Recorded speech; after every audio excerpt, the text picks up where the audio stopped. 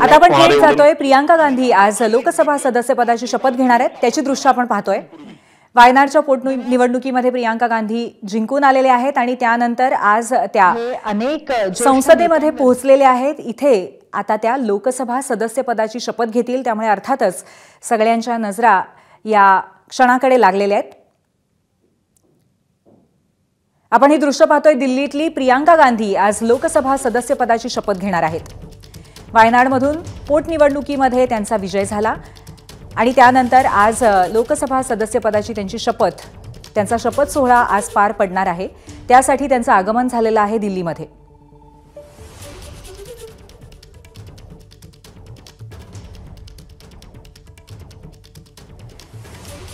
या संदर्भात सोमेश कोलगे आपले प्रतिनिधी आपल्या सोबत आहेत। सोमेश, प्रियांका गांधी यांचा वायनाडमधून विजय झाला आणि आता त्या लोकसभा सदस्यपदाची शपथ घेत आहेत, याबद्दल आणखीन काय सांगाल?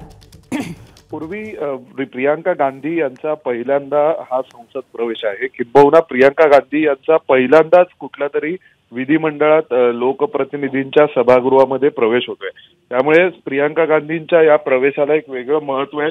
दुसरी गोष्ट, गांधी परिवाराची जी तिसरी पिढी आहे त्या तिसऱ्या पिढीतील ही दुसरी व्यक्ती आहे ज्या प्रत्यक्ष राजकारणात तर सक्रिय होत्या, परंतु आता त्या प्रत्यक्ष सभागृहामध्ये आणि ज्याला आपण ऍक्टिव्ह पॉलिटिक्स म्हणतो अशा ऍक्टिव्ह पॉलिटिक्स मध्ये त्या येत आहेत। आतापर्यंत त्यांचा रोल हा पॅसिव्ह पॉलिटिक्स होता, पॅसिव्ह पक्ष ओरिएंटेड होता।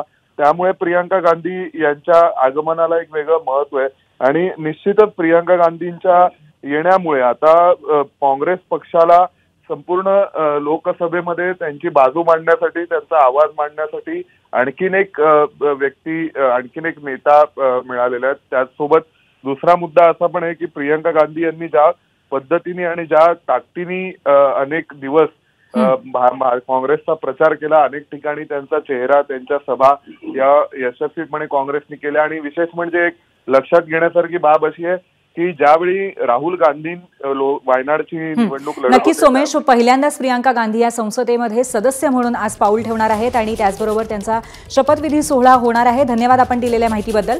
आपण पाहतो या दृश्यांमध्ये सोनिया गांधी, प्रियांका गांधी आणि राहुल गांधी एकत्र संसदेत प्रवेश करताना। एबीपी माझा, उघडा डोळे बघा नीट।